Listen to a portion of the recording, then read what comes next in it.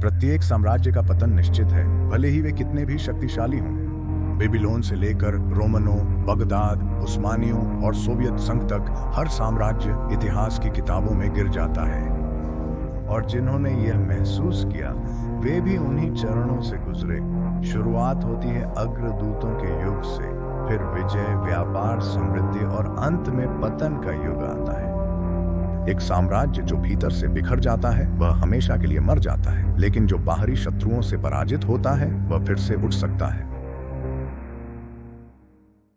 इतिहास स्वयं को दोहराता है।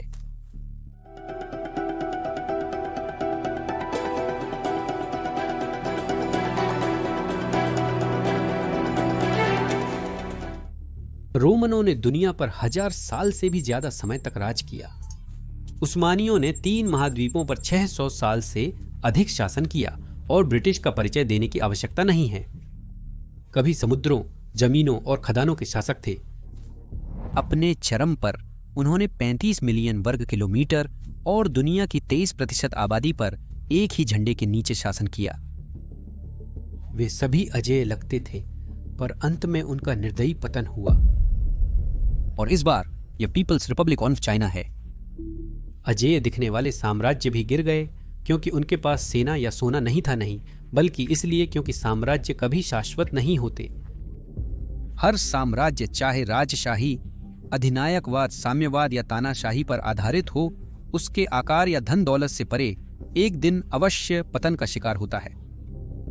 नहीं, आपको मेरी बातों पर विश्वास करने की जरूरत नहीं है, आपको बस अतीत का अध्ययन करना है। मेरे इतिहास शिक्षक ने एक बार कहा था, यदि आप भविष्य को समझना चाहते हैं तो अतीत का अध्ययन करें, क्योंकि इतिहास स्वयं को दोहराता है। और यह सब उन संकेतों से शुरू होता है जो पहले से ही उभरने लगे हैं। चीन एक चतुर राष्ट्र है। इन संकेतों के साथ वह या तो महाशक्ति बन सकता है या भयानक पतन का शिकार हो सकता है। तो वह कौन से संकेत हैं जो एक साम्राज्य के पतन की भविष्यवाणी कर सकते हैं? और चीन अगला क्यों है? चीन की बात करें तो सीसीपी के सेंसर निश्चित रूप से इस सामग्री को दबाने की पूरी कोशिश करेंगे। अगर आप नीचे दिए गए लाइक और सब्सक्राइब बटन दबाइए तो मुझे YouTube एल्गोरिदम में काफी मदद मिलेगी, खासकर जब मैं सीसीपी को उजागर करने वाले विषयों पर वीडियो बनाता हूं। चलिए शुरू करते हैं। 19.53 ट्रिलियन डॉलर की अर्थव्यवस्था, विदेशी मुद्रा भंडार डॉलर 3.241 ट्रिलियन, वैश्विक विनिर्माण का केंद्र। लेकिन इस्पात और कांच के पीछे दरारें बन रही हैं। बाजार प्रवृत्तियां, अंतर्राष्ट्रीय विरोध और देश में चुपचाप गुस्सा। सारे संकेत एक ही चीज की ओर इशारा करते हैं, कुछ बहुत गलत हो रहा है। मैं 3 क्लासिक संकेतों के जरिए इसे साबित करूंगा। वही संकेत जो कभी महान साम्राज्यों के पतन से पहले दिखे थे और अब चीन में स्पष्ट दिख रहे हैं। साम्राज्य, चाहे वे किसी भी प्रकार के शासन हों, वैश्विक प्रभुत्व स्थापित करने के लिए हमेशा कठोर शक्ति पर निर्भर रहते हैं। इसका मतलब है सैन्य शक्ति, आर्थिक नियंत्रण और जबरदस्ती। चीन इन सभी रणनीतियों का एक उदाहरण है। 1978 तक उसकी सबसे बड़ी ताकत समृद्धि या नवाचार नहीं, बल्कि उसकी सेना का आकार और शक्ति थी। जब लाखों लोग भूखे मर रहे थे, चीन के पास टैंक, सैनिक और परमाणु क्षमता मौजूद थी। सैन्य शक्ति से सीमाओं की रक्षा हो सकती है, पर साम्राज्य नहीं बनाया जा सकता। विश्व प्रभुत्व के लिए किसी देश को आर्थिक और रणनीतिक शक्ति की आवश्यकता होती है। चीन की कम्युनिस्ट पार्टी ने आक्रामक विदेश नीति, गो ग्लोबल रणनीति, कर्ज कूटनीति और स्ट्रिंग ऑफ पर्ल्स पहल बनानी आरंभ की। चीनी कंपनियों ने कमजोर देशों में खदानें खरीदना, तेल गैस पाइपलाइनों में निवेश और बुनियादी ढांचा बनाना शुरू किया, ताकि उन्हें आर्थिक जाल में फंसाकर अपना प्रतिनिधि बनाया जा सके। ठीक वैसे जैसे प्राचीन काल में विजेता राजा जीते हुए क्षेत्र पर कठपुतली गवर्नर बैठा देते थे। चीन ने अपने तरीके से अंगोला में एक आधुनिक अधीनस्थ राज्य स्थापित किया है। 2002 में गृहयुद्ध खत्म होने के बाद देश पुनर्निर्माण के लिए बेताब था। अंगोला द्वारा भ्रष्टाचार विरोधी सुधारों को अस्वीकार करने पर अंतरराष्ट्रीय मुद्रा कोष के साथ वार्ता विफल हो गई। चीन ने तेल के बदले $2 अरब का आरण देने की पेशकश की और बदले में रोजाना 10,000 बैरल तेल मांगा। लेकिन अंगोला के पुनर्निर्माण के बजाय इस पैसे ने उच्च वर्ग के भ्रष्टाचार को बढ़ावा दिया। राष्ट्रपति जोस एडुआर्डो डोस सैंटोस और उनकी बेटी इसाबेल ने अरबों की हेराफेरी की। 2020 के लुआंडा लीक ने खुलासा किया कि कैसे शासक परिवार की कंपनियों को बिना किसी निगरानी के चीनी ठेके दिए गए। चीन ने नैतिकता की बजाय तेल तक पहुंच को प्राथमिकता देते हुए पैसे का प्रवाह जारी रखा। यह योजना कांगो, जाम्बिया, जिम्बाब्वे और पेरू, अर्जेंटीना, बोलीविया जैसे लैटिन अमेरिकी देशों में लागू की गई, जो लिथियम, तांबा और कोबाल्ट जैसे महत्वपूर्ण खनिजों में समृद्ध हैं। उपनिवेशवाद का उद्देश्य केवल आर्थिक शोषण नहीं, बल्कि भू राजनीतिक वर्चस्व और इन देशों को निर्भर ग्राहक बनाना था। उनकी जमीन का इस्तेमाल रणनीतिक स्थिति के लिए किया गया और यह काम कर गया। चीन ने जिबूती में पहला विदेशी सैन्य अड्डा खोला, पाकिस्तान के ग्वादर में नौसैनिक बंदरगाह का समर्थन करता है और ताजिकिस्तान सीमा के पास मौजूदगी बनाए रखता है। ये व्यवस्थाएं चीन को महत्वपूर्ण वैश्विक मार्गों में और उनके पास काम करने की अनुमति देती हैं। अरब सागर, ओमान की खाड़ी, मलक्का जलडमरू मध्य, मोजाम्बिक चैनल और लाल सागर, Bangladesh, Indonesia, Kuwait, Mozambique, Oman, Pakistan, Singapore, दक्षिण अफ्रीका, तंजानिया, थाईलैंड और यूएई जैसे देशों के साथ सैन्य अभ्यास हुए। लेकिन ताकत के साथ जिम्मेदारी भी आती है और ऐसा लगता है कि चीन इसे संभालने के लिए तैयार नहीं था। आर्थिक ताकत हासिल करने के बाद चीन पागल राजा की तरह व्यवहार करने लगा और सैन्य आक्रामकता के जरिए अपने पड़ोसी देशों पर अपनी मर्जी थोपने की कोशिश करने लगा। दक्षिण चीन सागर इसका प्रमुख उदाहरण है। चीन अस्पष्ट 9 लाइन का प्रयोग करते हुए ब्रुनेई, मलेशिया, फिलीपींस, ताइवान और वियतनाम के साथ साझा किए जाने वाले लगभग पूरे दक्षिण चीन सागर क्षेत्र पर, जिसमें पारासेल और स्प्रैटली द्वीप भी शामिल हैं, अपना दावा करता है। 2016 में हेग स्थित स्थायी मध्यस्थता न्यायालय ने चीन के दावों को अंतर्राष्ट्रीय कानून के तहत निराधार बताते हुए उनके खिलाफ फैसला सुनाया, परंतु चीन ने इस निर्णय को अस्वीकार कर दिया और रनवे, बंदरगाह व मिसाइल प्रणाली युक्त कृत्रिम द्वीपों का निर्माण जारी रखकर अपनी आर्थिक एवं सैन्य शक्ति का प्रदर्शन किया।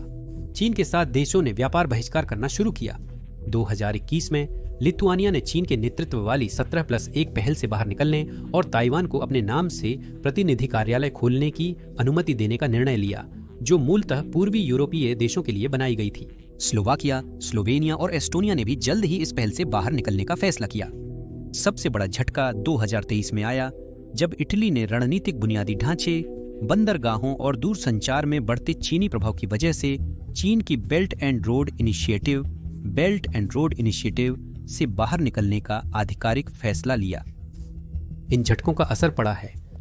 महामारी से पहले चीन की विकास दर 6.5% थी, जो घटकर 4.6% रह गई है और आगे और गिरने की उम्मीद है, जिससे उसके विदेशी मुद्रा भंडार और व्यापार शक्ति प्रभावित होगी।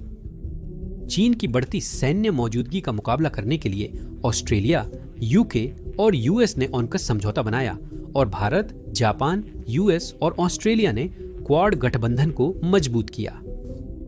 इन गठबंधनों ने मिलकर चीन के चारों ओर एक रणनीतिक दीवार बनानी शुरू कर दी। फिलीपींस, वियतनाम, सिंगापुर और इंडोनेशिया ने भारतीय और अमेरिकी नौसेना को अपने जलक्षेत्र में प्रवेश की अनुमति देकर चीन की सैन्य प्रभुत्वता को इस क्षेत्र में कमजोर किया।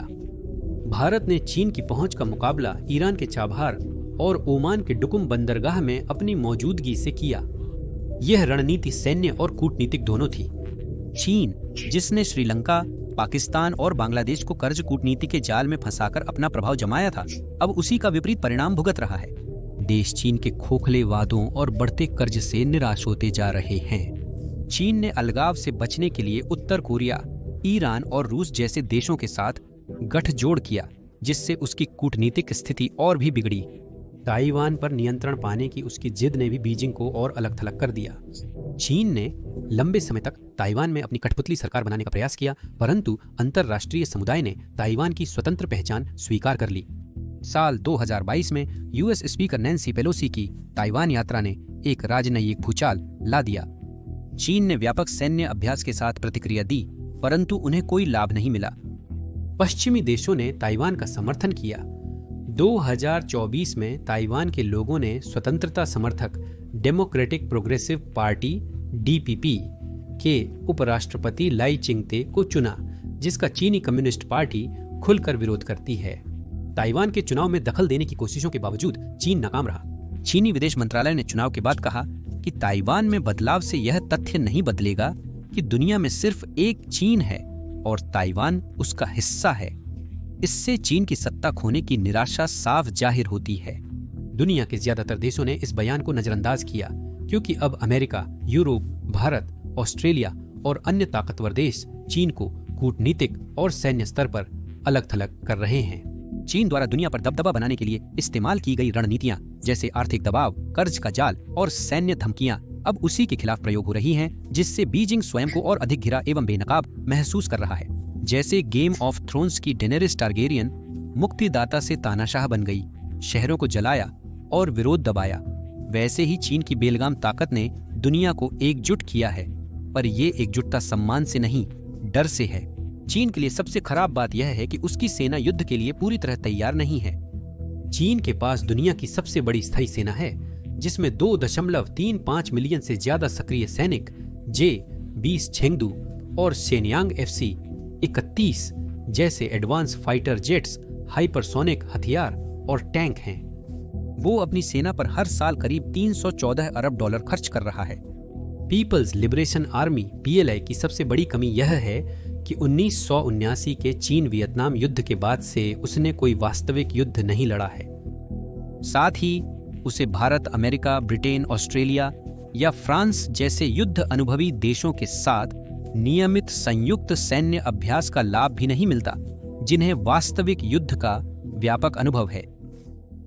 इतिहास दिखाता है कि सेनाएं अक्सर बिना युद्ध अनुभव के अपने उन्नत हथियारों को असली लड़ाई में प्रभावी रूप से इस्तेमाल करने में कठिनाइयों का सामना करती हैं। उदाहरण के लिए चिंग राजवंश की गुणात्मक रूप से बेहतर युद्धपोतों से लैस सेना 1894 से 95 के प्रथम चीन जापान युद्ध में अपने अधिक कुशल और दृढ़ निश्चयी जापानी प्रतिद्वंद्वियों से हार गई थी। इसी प्रकार चीनी गृह युद्ध में बेहतर हथियारों और उपकरणों के बावजूद निरुत्साहित और खराब प्रशिक्षित राष्ट्रवादी सैनिक अधिक संसाधन संपन्न और दृढ़ संकल्पी कम्युनिस्ट विरोधियों से पराजित हुए। PLA की मुख्य समस्या यह है कि चीन ने इसका उपयोग भविष्य के पूर्ण पैमाने के युद्ध की तैयारी से ज्यादा आंतरिक असंतोष दबाने में किया है। 2020 में गलवान घाटी में भारतीय और चीनी सैनिकों के बीच भीषण झड़प में रिपोर्टों के अनुसार चीनी पक्ष के 35-40 सैनिक मारे गए, जबकि भारतीय पक्ष के 20 सैनिक शहीद हुए। चीन ने सैन्य ताकत पर जनता के सवालों से बचने के लिए इसे मुख्यधारा मीडिया से छुपाया। हम 2025 के भारत पाकिस्तान संघर्ष को कैसे भूल सकते हैं, जिसमें पाकिस्तान ने चीन की HQ-9 air missile defence system तैनात की, लेकिन वह मिसाइल रोकने में विफल रही। चीन अपनी सर्वश्रेष्ठ तकनीक पाकिस्तान जैसे सहयोगियों को नहीं बेचता। फिर भी इस घटना ने दर्शाया कि चीनी हथियार प्रायः अपनी प्रसिद्ध क्षमता पर खरे नहीं उतरते। चीन की सैन्य ताकत को सबसे कमजोर करने वाला कारक PLA के भीतर व्याप्त भ्रष्टाचार है। पिछले कुछ सालों में चीन सरकार ने भ्रष्टाचार और पार्टी के प्रति कम वफादारी के चलते PLA के कई टॉप जनरलों और अफसरों को बर्खास्त किया है। 2023 में PLA रॉकेट फोर्स के कमांडर जनरल ली यूचाओ और उनके डिप्टी जनरल लियू गुआंगबिन रहस्यमय ढंग से लापता हो गए।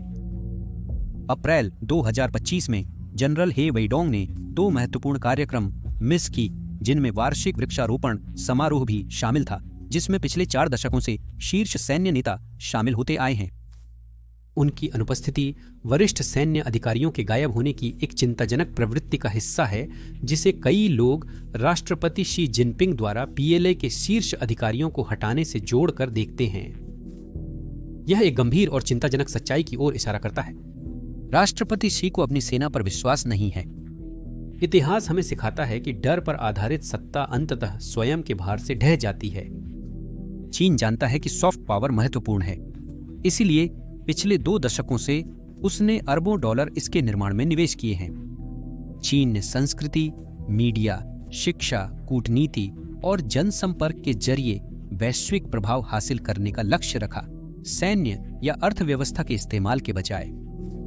इसमें चीनी भाषा और मूल्यों का प्रचार प्रसार, राज्य नियंत्रित अंतर्राष्ट्रीय मीडिया से वैश्विक कहानियों को प्रभावित करना, सांस्कृतिक उत्सवों को प्रायोजित करना, इंफ्रास्ट्रक्चर प्रोजेक्ट्स के लिए फंडिंग और विकासशील देशों के हजारों छात्रों को छात्रवृत्तियां देना शामिल था। कागज पर यह एक महत्वाकांक्षी और रणनीतिक योजना थी, परंतु आज चीन की सॉफ्ट पावर द्रुत गति से क्षीण हो रही है, जिसका प्रमुख कारण है उसकी चकाचौंध छवि और वैश्विक पटल पर उसके कृत्यों की विचलित करने वाली वास्तविकता के मध्य विसंगति। चीन के सॉफ्ट पावर अभियान का एक प्रारंभिक संकेत कन्फ्यूशियस संस्थानों का विस्तार था। 500 से ज्यादा संस्थान 140 देशों में फैले हुए हैं। चीन ने खुद को एक सांस्कृतिक महाशक्ति के रूप में पेश किया। उसने China global television network Xinhua, China daily और चाइना रेडियो इंटरनेशनल जैसे माध्यमों द्वारा एक मीडिया अभियान शुरू किया और अंतरराष्ट्रीय मीडिया में अरबों रुपये लगाए। उदाहरण के लिए CGTN ऑस्ट्रेलिया को ही शुरुआत में $500 मिलियन से ज्यादा की राशि मिली थी। चीन ने हॉलीवुड में प्रवेश किया है। फिल्म स्टूडियोज में निवेश और सह निर्माण के जरिए वह वैश्विक स्तर पर चीनी कहानी के चित्रण पर नियंत्रण रखना चाहता है। चीन में यूट्यूब और नेटफ्लिक्स जैसे प्लेटफॉर्म्स बैन होने के बावजूद विश्व के दर्शक चीनी ड्रामा और फिल्में देख पा रहे हैं, विशेषकर वे जो चीनी इतिहास, संस्कृति और शिक्षा प्रणाली पर केंद्रित हैं। लेकिन ध्यान देने वाली बात है कि वे माओ युग या चीनी राजनीति के कामकाज जैसे विषयों से बचते हैं। इस मीडिया अभियान के साथ साथ 2008 बीजिंग ओलंपिक और 2022 शीतकालीन ओलंपिक जैसे मेगा इवेंट्स का इस्तेमाल चीन को एक आधुनिक उन्नत महाशक्ति के रूप में पेश करने के लिए किया गया, जिसमें वैश्विक दर्शकों को प्रभावित करने के लिए दसियों अरब डॉलर खर्च किए गए। चीन ने बेल्ट एंड रोड इनिशिएटिव के जरिए बुनियादी ढांचे और निवेश को कूटनीतिक आकर्षण से जोड़ा। सड़कों, बंदरगाहों और पावर प्लांट्स के लिए एहलान दिया और साझा विकास व मित्रता का प्रचार किया। शिक्षा एक मुख्य स्तंभ बन गई। चीन ने अफ्रीका, एशिया और लैटिन अमेरिका के छात्रों को हजारों छात्रवृत्तियां दी ताकि एक वफादार वैश्विक अभिजात वर्ग तैयार हो सके। लक्ष्य स्पष्ट था, विदेशी नेताओं और प्रभावशाली लोगों की अगली पीढ़ी का चीन के प्रति नजरिया आकार देना। यह कोई नई रणनीति नहीं थी। मुगल, उस्मानी और ब्रिटिश साम्राज्यों ने स्वयं को सर्वाधिक सभ्य व सुसंस्कृत समाज दिखाने हेतु ऐसी ही रणनीतियां अपनाई थीं। लेकिन इतिहास बताता है कि अगर ऐसी छवि को सावधानी से नहीं संभाला गया तो यह उल्टा भी पड़ सकती है और साम्राज्य के पतन का कारण बन सकती है। चीन की सॉफ्ट पावर की कोशिशें अब राजनीतिक हस्तक्षेप, भ्रष्टाचार और आक्रामक कूटनीति से टकरा रही हैं, जिससे वैश्विक अविश्वास बढ़ रहा है। कनाडा इसका सबसे स्पष्ट उदाहरण था। 2014 में कनाडा की खुफिया एजेंसी ने एक चीनी वाणिज्य दूतावास अधिकारी और चीनी अरबपति झांग बिन के बीच हुई बातचीत को इंटरसेप्ट किया था। उन्होंने 2015 के कनाडा संघीय चुनावों को प्रभावित करने हेतु ट्रूडो फाउंडेशन को दान देने पर विचार विमर्श किया था। कुछ महीने बाद ट्रूडो की लिबरल पार्टी सत्ता में आई और तुरंत बाद झांग व एक अन्य चीनी व्यवसायी ने $1 मिलियन का दान दिया, जिस राशि पर वे चुनाव पूर्व चर्चा कर रहे थे। 2021 में भी कनाडाई एजेंसियों ने चीन पर ऑनलाइन प्रचार से जनमत को प्रभावित करने और कुछ राजनीतिक नतीजों के पक्ष में करने का आरोप लगाया। इन खुलासों ने सांस्कृतिक आदान प्रदान की धारणा तोड़ दी और विदेशी हस्तक्षेप का भय पैदा कर दिया। कनाडा अकेला नहीं था। अन्य देशों से भी ऐसी कहानियां सामने आईं जहां चीन के निवेश में छिपी शर्तें शामिल थीं। आदिस अबाबा में अफ्रीकी संघ मुख्यालय का मामला लें। इस इमारत का वित्त पोषण और निर्माण चीन ने किया था, जिसमें इसका पूरा कंप्यूटर नेटवर्क भी शामिल था। 2017 में फ्रांसीसी अखबार ले मोंद की जांच में एक चौंकाने वाला तथ्य सामने आया था। चीन ने कथित तौर पर सिस्टम में एक बैकडोर डाला था, जिससे डेटा को दूर से ट्रांसफर किया जा सकता था। तकनीशियनों ने देखा कि हर रात 12 से 2 बजे के बीच जब बिल्डिंग खाली होती थी, डेटा उपयोग अचानक बढ़ जाता था। गहरी जांच के बाद पता चला कि अफ्रीकी संघ का गोपनीय डेटा चुपचाप कॉपी होकर शंघाई के सर्वरों पर भेजा जा रहा था। परंतु सबसे आश्चर्यजनक उदाहरण अमेरिका से प्राप्त हुआ। 2020 में अमेरिकी न्याय विभाग ने 4 चीनी सैन्य समर्थित हैकरों पर 2017 में उपभोक्ता क्रेडिट रिपोर्टिंग एजेंसी इक्विफैक्स पर हुए साइबर हमले का आरोप लगाया। इस उल्लंघन के कारण राज्य प्रायोजित लोगों द्वारा अब तक की सबसे बड़ी व्यक्तिगत पहचान योग्य जानकारी की चोरी हुई। जांचकर्ताओं ने मैलवेयर खोजा, जिससे नाम, पते, जन्मतिथि, सोशल सिक्योरिटी नंबर आदि निकाला गया, जिससे लगभग 145 मिलियन अमेरिकियों पर असर पड़ा। अमेरिका ने पीपल्स लिबरेशन आर्मी के सदस्यों पर इस हमले की साजिश रचने का सीधा आरोप लगाया, जिससे पता चलता है कि साइबर युद्ध चीन की वैश्विक रणनीति का एक महत्वपूर्ण हिस्सा बन गया है। हालांकि जब नकारात्मक खबरें वैश्विक अखबारों की सुर्खियां बनती हैं, तो वे सॉफ्ट पावर निवेश की नींव हिला देती हैं, खासकर जब इसके शोषणकारी तरीके पर्यावरण तक पहुंच जाते हैं। इंडोनेशिया में चीनी समर्थित खनन परियोजनाओं के कारण वनों की कटाई, जल प्रदूषण और स्थानीय समुदायों का जबरन विस्थापन हुआ। लोगों को जबरन स्थानांतरण, अपर्याप्त मुआवजा और कथित सैन्य डराने धमकाने का सामना करना पड़ा, जिससे विरोध प्रदर्शन भड़क उठे। 2023 में ऐसा ही आक्रोश पूरे पूर्वी अफ्रीका में फैला। चीन पूर्वी अफ्रीका कच्चा तेल pipeline, east African crude oil pipeline को फंड करने पर विचार कर रहा था, जो युगांडा और तंजानिया के पारिस्थितिकी तंत्र और आजीविका के लिए खतरा है। पर्यावरणविदों और समुदायों ने कंपाला, डार एस सलाम, किंशासा, पेरिस, न्यूयॉर्क और लंदन जैसे शहरों में बड़े विरोध प्रदर्शन किए, जिसमें चीनी बैंकों और संस्थाओं से समर्थन वापस लेने की मांग की गई। चीन की वैश्विक छवि को मानवाधिकार उल्लंघन और पर्यावरण शोषण के कई मामलों ने गंभीर नुकसान पहुंचाया है। चीन की नीतियों का उसकी खुद की कंपनियों पर विपरीत प्रभाव पड़ रहा है। चीन विरोधी भावनाएं और अंतर्राष्ट्रीय प्रतिबंध कई कंपनियों को अपने संचालन विदेशों में स्थानांतरित करने को मजबूर कर रहे हैं। अमेरिका के साथ बढ़ते तनाव के बीच चीन के कुछ महत्वाकांक्षी और सफल ब्रांड चुपचाप देश से दूरी बना रहे हैं। टिकटॉक ने लॉस एंजल्स और सिंगापुर में मुख्यालय स्थापित कर अमेरिकी उपयोगकर्ताओं के डेटा को चीन की पहुंच से सुरक्षित करने का दावा किया है। टम्मू की मूल कंपनी पीडीडी होल्डिंग्स ने अपना मुख्यालय आयरलैंड स्थानांतरित कर लिया है और अब अंतर्राष्ट्रीय पहचान पर जोर देती है। चीनी सौर ऊर्जा कंपनियों ने अमेरिकी टैरिफ और शिनजियांग में जबरन मजदूरी से बचने के लिए चीन के बाहर सप्लाई चेन स्थापित की है। अल्ट्रा फास्ट फैशन ब्रांड शीन ने चीन से संबंध तोड़कर सिंगापुर में मुख्यालय स्थानांतरित किया, आयरलैंड और इंडियाना में परिचालन शुरू किया और प्रस्तावित आईपीओ से पहले छवि सुधारने हेतु अमेरिका में लॉबिस्ट नियुक्त किए। इस प्रवृत्ति को चाइना +1 रणनीति कहा जाता है, जिसमें विदेशी और चीनी कंपनियां यह सुनिश्चित करती हैं कि उन्हें वैश्विक स्तर पर चीन से बहुत ज्यादा जुड़ा न समझा जाए। वर्तमान भू राजनीतिक परिदृश्य में यह जीवित रहने की एक रणनीति है और चीन की अर्थव्यवस्था के लिए एक बड़ा खतरा है। जब आपकी खुद की कंपनियां आपके ब्रांड से जुड़ना नहीं चाहती, तो सिर्फ सॉफ्ट पावर ही नहीं, पूरा सिस्टम कमजोर दिखता है। चीन की छवि पर अब उसके अपने नागरिकों द्वारा सवाल उठाए जा रहे हैं और वो पक्ष सामने आ रहा है जिसे सरकार लंबे समय से छिपा रही थी। चीन के आंतरिक पतन का एक प्रमुख कारण बढ़ती आंतरिक जागरूकता है।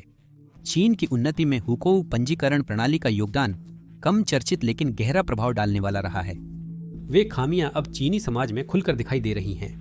हुकोउ एक घरेलू पंजीकरण नीति है जो आपके जन्मस्थान, शहरी या ग्रामीण के आधार पर आपका कानूनी दर्जा निर्धारित करती है। गांव में पैदा होने वाले व्यक्ति को शहर जाने पर भी आधिकारिक तौर पर ग्रामीण नागरिक ही माना जाता है। यह एक विशाल और दीर्घकालिक ग्रामीण शहरी विभाजन पैदा करता है। आज भी चीन के ग्रामीण क्षेत्रों की आबादी 464 मिलियन है, जो अमेरिका की कुल जनसंख्या से अधिक है। यह व्यवस्था मूलतः प्रवास नियंत्रण और कृषि भूमि की सुरक्षा हेतु सोवियत मॉडल से प्रेरित थी।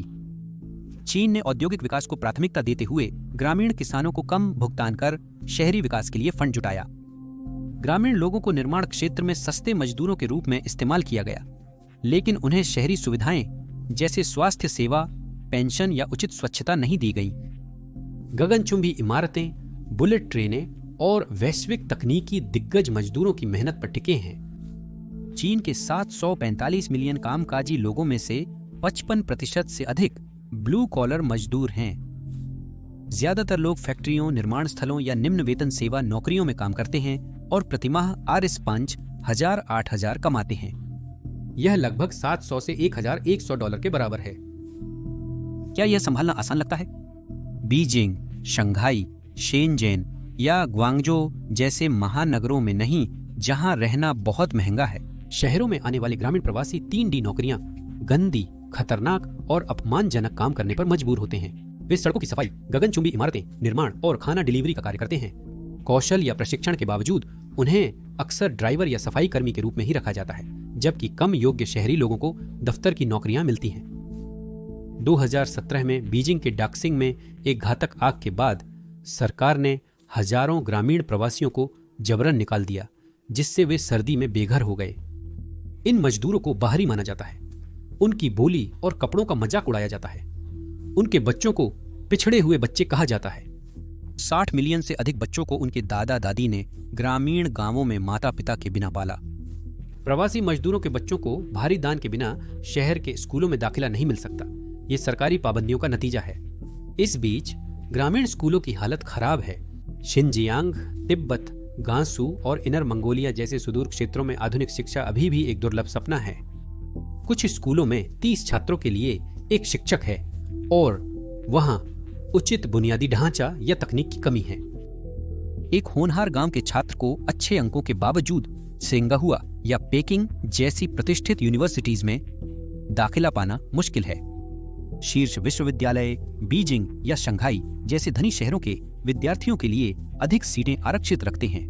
उदाहरण के लिए चीन की राष्ट्रीय कॉलेज प्रवेश परीक्षा गाओकाओ को लें। कट ऑफ स्कोर हर प्रांत में अलग अलग होते हैं और गरीब इलाकों जैसे गांसू या गुइजोउ के छात्रों को बीजिंग जैसे शहरों के मुकाबले बहुत ज्यादा अंक लाने पड़ते हैं। इसका मतलब है कि ग्रामीण स्कूल के टॉपर छात्र की क्षमता शहर के औसत छात्र से कम हो सकती है। यह सिस्टम ग्रामीण परिवारों को पीढ़ियों तक गरीबी के दुष्चक्र में फंसा देता है और अब तकनीक भी उन्हें बदल रही है। एआई, रोबोट्स और ऑटोमेशन फैक्ट्रियों, निर्माण और परिवहन में ब्लू कॉलर नौकरियों को कम कर रहे हैं। अमेरिका चीन व्यापार युद्ध और बढ़ते टैरिफ के कारण चीन का विनिर्माण क्षेत्र प्रभावित हो रहा है। चीनी सरकार ने यह सिस्टम विकास हेतु सस्ते श्रमिकों को तैयार करने के लिए बनाया था। चीन की अर्थव्यवस्था अब उसी सिस्टम में फंसी हुई है जिससे विकास दर प्रभावित हो रही है। सरकार ग्रामीण क्षेत्रों के विकास और अंतर को पाटने का प्रयास कर रही है, लेकिन समस्या बनी हुई है। ज्यादातर मजदूर पहले से ही 40-45 साल के हैं। स्कूल या डिग्री लेने के लिए अब देर हो चुकी है। हाँ, उनके बच्चे नई सुधारों का लाभ ले सकते हैं। सरकार ने तो अरबपतियों से भी ग्रामीण विकास के लिए दान देने को कहा है। शहरी अभिजात वर्ग हुको प्रणाली को खत्म करने के खिलाफ है। इसमें एक पेंच है। क्यों? चीन में ग्रामीण प्रवासियों के प्रति सामाजिक भेदभाव गहरा है, क्योंकि यह शहरवासियों की विशेषाधिकार और स्थिति के लिए खतरा माना जाता है। दशकों से उन्हें निम्न गुणवत्ता वाला कहा जाता रहा है और यह सोच अब भी बनी हुई है। ग्रामीण प्रवासियों को समान अधिकार मिलने पर शहरी अभिजात वर्ग की शक्ति और विशेषाधिकार खतरे में पड़ सकते हैं। परंतु यह शहरी निवासियों की बेहतर स्थिति का संकेत नहीं देता। अब कई लोग छंटनी, कठोर कार्य घंटे और बढ़ती महंगाई से जूझ रहे हैं। युवाओं ने इसे 9-9-6 संस्कृति नाम दिया है, जिसमें सुबह 9 से रात 9 बजे तक हफ्ते में 6 दिन काम करना होता है। एक अरबपति ऐशो आराम की जिंदगी जीते हैं, जबकि मेइटुआन और डीडी जैसी प्लेटफॉर्म्स पर करोड़ों गिग वर्कर्स कम वेतन, बिना लाभ और नौकरी सुरक्षा के गुजारा कर रहे हैं। निराश और थक चुके कई युवा बस हार मान रहे हैं। वे इसे तांगपिंग या लेट जाना कहते हैं, जिसमें वे अंतहीन दौड़ और सफलता के दबाव को ठुकरा देते हैं। परंतु इन सब के मूल में एक गहरी समस्या छिपी है। गरीबों, मध्यम वर्ग और अति धनाढ्यों के बीच संपत्ति की बढ़ती खाई। चीन का गिनी गुणांक आय असमानता का सूचक लंबे समय से 0.4 के खतरे की सीमा को पार कर चुका है, जो समाज में गहन असमानता दर्शाता है।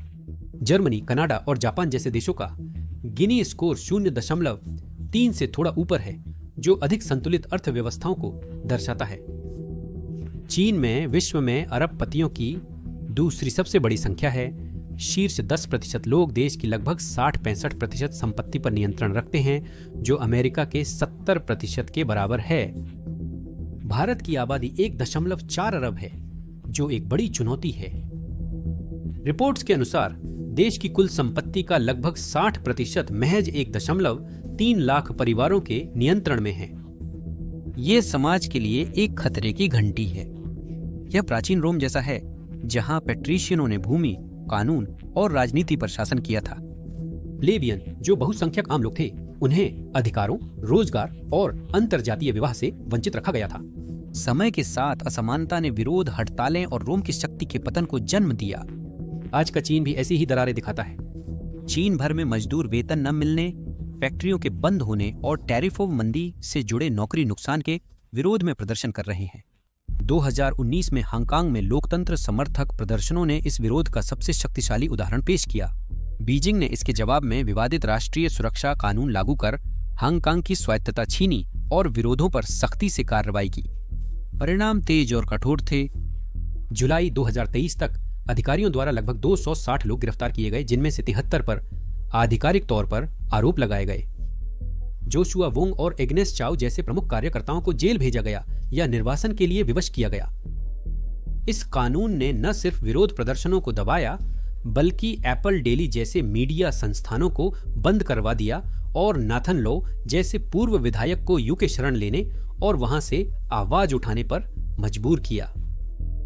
कुछ निराश प्रदर्शनकारियों ने नाव द्वारा ताइवान भागने का प्रयास किया, परंतु चीनी तटरक्षक बल ने उन्हें गिरफ्तार कर लिया। हांगकांग के सबसे बड़े राष्ट्रीय सुरक्षा मामले में जिमी लाई और जोशुआ वोंग जैसे प्रमुख लोग एक अनौपचारिक चुनाव प्राइमरी आयोजित करने के लिए राजद्रोह के आरोप में मुकदमे का सामना कर रहे हैं। चीन ने कानूनी और राजनीतिक ताकत से इस आंदोलन को दबाने की कोशिश की, लेकिन पूरी दुनिया इसका गवाह है। यूके के विदेश सचिव डेविड कैमरन सहित अंतर्राष्ट्रीय आवाजों ने राष्ट्रीय सुरक्षा कानून को चीन यूके हैंडओवर समझौते का स्पष्ट उल्लंघन बताया है, जो चीन के लिए आलोचना को बिना परिणामों के दबाना मुश्किल बना रहा है। आज हांगकांग अपनी आवाज उठा रहा है, कल यह आवाज चीन के कब्जे वाले तिब्बत, इनर मंगोलिया या शिनजियांग से भी उठ सकती है, जो पहले से ही चीन की नीतियों के खिलाफ संघर्ष कर रहे हैं। इसके पीछे एक सरल सच्चाई है। हर शासन अंततः गिरता है और एक नए शासन के लिए रास्ता बनाता है। भविष्य का साम्राज्य चाहे अच्छा हो या बुरा, एक बात तय है, जो भी ऊपर उठेगा अंततः ढह जाएगा। सरकार या सत्ता की मजबूत पकड़ के बावजूद पतन अनिवार्य है। आपकी राय क्या है? क्या हाल के वर्षों में चीन की ताकत सच में कमजोर हुई है? क्या चीन धीरे धीरे एक लोकतांत्रिक शासन की ओर बढ़ रहा है? या आपको लगता है कि सीसीपी यानी चीनी कम्युनिस्ट पार्टी गिरने वाली नहीं है? अपनी राय नीचे कमेंट करें और देखने के लिए धन्यवाद।